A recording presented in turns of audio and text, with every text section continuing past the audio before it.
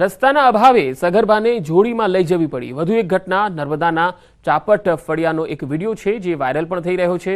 સારવાર ન મળતા જંગલમાં જ સગર્ભાએ બાળકને જન્મ આપ્યો। ગર્ભવતીને રસ્તાના અભાવે લાકડાના 2 દંડા લઈ અને વચ્ચે સાડીની જોડી બનાવી હોસ્પિટલ લઈ જવાઈ હતી। સ્થાનિકોના મતે આ વિસ્તારમાં 10 કિલોમીટર સુધી રસ્તો નથી। પ્રસૂતાને પીડા ઉપડતા તેને જોડીમાં નાખી લઈ જવાનો વારો આવ્યો, જ્યાં ખુલ્લા જંગલમાં મહિલાએ બાળકને જન્મ આપ્યો। સ્થાનિકોના મતે 10 કિલોમીટરમાં રસ્તો ન હોવાથી કોઈ વાહનો આવી શકતા નથી। ચાપટ ગામમાં 3 પેટા ફળિયા છે, જેમાં ચાપટ ફળિયું, બીજું તિલખડી અને ત્રીજું ગમડ ફળિયું છે।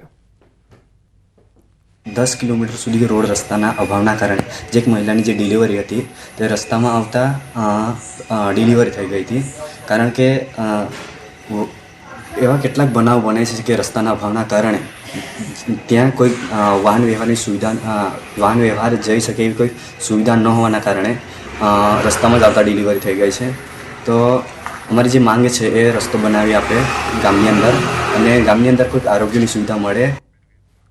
ભાવનગર શહેરની સમસ્યાઓ પૈકી કોઈ મુખ્ય સમસ્યા હોય તો એ છે કંસારાની સમસ્યા। પછી તે નવીનીકરણની સમસ્યા હોય, શુદ્ધિકરણની સમસ્યા હોય કે પછી સજીવીકરણની સમસ્યા હોય, શહેરીજનો ત્રાહિમામ પોકારી ગયા છે। કંસારા પાછળ કરોડો રૂપિયાનો ખર્ચ કરાયો હોવા છતાં સમસ્યા હજુ એ જ છે। કંસારામાં ભરાઈ રહેતું ગંદુ પાણી અને ઉગી નીકળેલા ઝાડી ઝાખરાને કારણે ગંદકીનું સામ્રાજ્ય જામી ગયું છે। વર્ષ 2002થી કંસારા શુદ્ધિકરણની વાતો ચાલી રહી છે, પરંતુ હજુ પણ આ બાબતે ફક્ત વાતો જ થઈ રહી છે। શુદ્ધિકરણના નામે શૂન્ય જોવા મળી રહ્યું છે। અહીંયા સરકારે 52 કરોડ કંસારા સજીવીકરણ માટે ફાળવેલા। મહાનગરપાલિકા દ્વારા પણ 8.1 કિલોમીટર લંબાઈનો કંસારા પ્રોજેક્ટ પણ શરૂ થયો હતો, પરંતુ દબાણો અને જમીન સંપાદન નહીં થઈ શકવાના કારણે હજુ પણ કંસારા પ્રોજેક્ટ આજ દિન સુધી અધૂરો જ રહ્યો। કેટલાક ગંદા પાણીનો નિકાલ પણ કંસારામાં થઈ રહ્યો છે, જેથી મહાનગરપાલિકાના યોજના અને ડ્રેનેજ વિભાગ દ્વારા કંસારામાં આવતા ડ્રેનેજના પાણીને અટકાવવાનો પ્રયાસ કરાયો છે। આગામી દિવસોમાં સર્વે કરી અન્ય કંસારાના જતા ડ્રેનેજના કનેક્શન બંધ કરાવશે। ત્યારે કંસારાની સમસ્યામાંથી ક્યારે છુટકારો મળશે, આ એક મોટો યક્ષ પ્રશ્ન છે। કંસારા તો અમારે એક ચેરમેન સાહેબનો ડ્રીમ પ્રોજેક્ટ હતો। 6 વોર્ડ એવા છે કે એમાંથી કંસારો નીકળે છે અને સૌથી વધારે માંદગી ત્યાંથી ઉત્પન્ન થાય છે, સૌથી વધારે મચ્છરોનો ઉપદ્રવ ત્યાંથી થાય છે।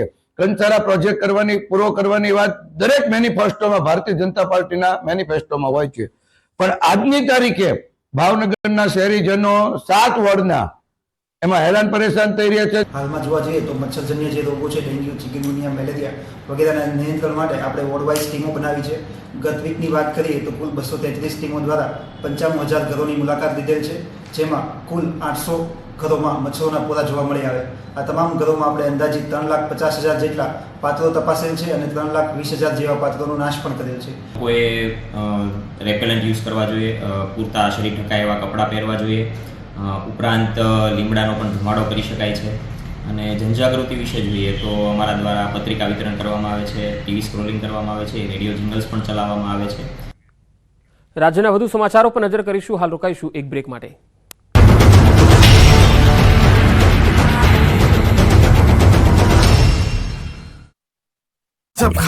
નમસ્કાર, આપ જોઈ રહ્યા છો ગુજરાતની number 1 news channel news 18 Gujarati. આપણું ગુજરાત સાથે હું છું સિદ્ધાર્થ દવાકિયા। મહત્વના સમાચારથી શરૂઆત।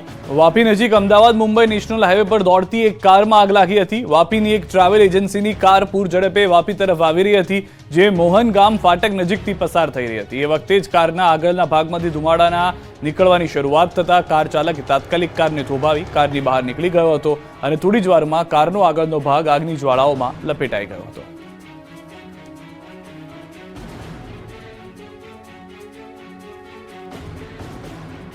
વાપીમાં ફટાકડાના કારણે લગ્નના મંડપમાં આગ, જાનૈયાઓ મુઠ્ઠીઓ વાળીને ભાગ્યા। વાપીના છેવાડે આવેલા ડુંગરા તળાવ નજીક આગ લાગી હતી। રાજસ્થાન ભવનની બાજુમાં આવેલા મંડપના ગોડાઉનમાં આગ લાગતા જ આસપાસના વિસ્તારમાં દોડધામ મચી ગઈ। ઘટનાની જાણ થતાં ફાયરની ગાડીઓ તાત્કાલિક સ્થળ પર પહોંચી અને આગ પર કાબુ મેળવવા પ્રયાસ કર્યા। જે ગોડાઉનમાં આગ લાગી હતી તેની બાજુમાં એક લગ્ન સમારંભમાં લગ્ન લેવાઈ રહ્યા હતા અને જાનૈયાઓ લગ્ન માણવામાં મશગુલ હતા। એ સમયે જ ગોડાઉનમાં આગ લાગતા લગ્ન મંડપમાં પણ દોડધામ મચી ગઈ હતી। જોકે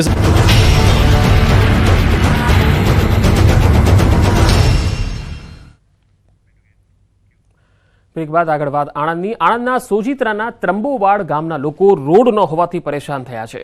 ત્રંબોવાડના ગોલીસીમ વિસ્તારમાં 100 જેટલા ખેતમજૂર શ્રમિક પરિવારો રહે છે, પરંતુ આઝાદીના સમયથી 700 જેટલા લોકો તેમના વિસ્તારમાં પાકો રોડ ન બનતા પારાવાર મુશ્કેલીનો સામનો કરવા મજબૂર છે. સ્થાનિકોએ કહ્યું કે પાકો રોડ ન હોવાથી ગામમાં 108 પણ આવી શકતી નથી. બીજી તરફ ચોમાસામાં તો ગામમાં પ્રવેશવું અઘરું બની જાય છે. ચોમાસામાં કાચા રસ્તામાં કેળ સુધીનું પાણી ભરાતા 4 મહિના સુધી બાળકો સ્કૂલે જઈ શકતા નથી. જોકે અવારનવાર રજૂઆત કરવા છતાં ધારાસભ્ય કે જવાબદાર તંત્ર ગ્રામજનોની સમસ્યાનું નિરાકરણ નથી લાવતા. શું તકલીફ છે આ જવા આવવાની, રસ્તે કોઈ કરવા તૈયાર નહીં. અમારા છોકરા નિહાર જવાનું સાધનો બહાર મેલીએ, કોઈ ગયડિયા બીમારી થાય, કોઈ ડિલિવરીને લઈને જવાનું થાય, અમારે કઈ રીતે જવું? આ શ્યામ વિસ્તારમાં આ રસ્તો છેલ્લા 40-45 વર્ષથી બની શકતો નહીં અને કોઈ ધારાસભ્ય કોઈ નેતા પણ આવી શકતા નહીં. અને વોટ જ્યારે લેવાનો હોય તે ઘરે દોડ્યા આવ્યા છે અને અત્યારે તો વોટ માટે કોઈ અત્યારે રસ્તા માટે આવતા નહીં, કોઈ જોવતા નહીં. અને ચોમાસાની એક વાત પહેલી કે જ્યારે કેળામાં પાણી હોય છે તે ઘડે છોકરાઓ નિહાર માટે જાય પ્રાથમિક શાળા, તે ઘડે અમારે 4 મહિના તો બેસી જ રહેવું પડે છે. વૃદ્ધો પણ અહીં દવાખાનામાં અથવા ડિલિવરીમાં બહેનો હોય તો એમના રોડ સુધી ઉચકીને લઈ જવા પડે છે.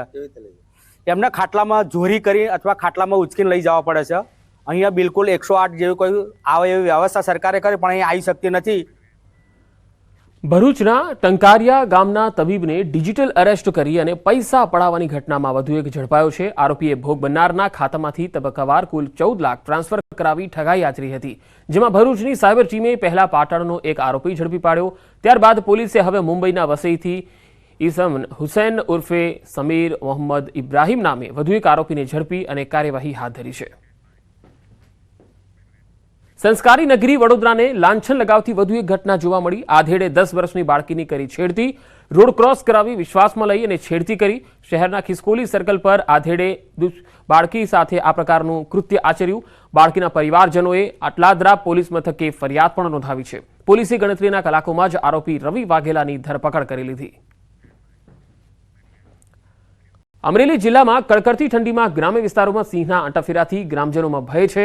લાઠીના ઇંગોરાડા અને લીલિયાના ટિંબા ગામમાં શિયાળાની કાતિલ ઠંડીમાં લટાર મારી હતી. ડાલામથ્થાની શાહી સવારી સીસીટીવીમાં પણ જોવા મળી. લાઠીના ઇંગોરાડા ગામમાં સાવાજોએ 4 પશુઓનું મારણ કરતા ગ્રામજનોમાં ખળભળાટ મચી ગયો.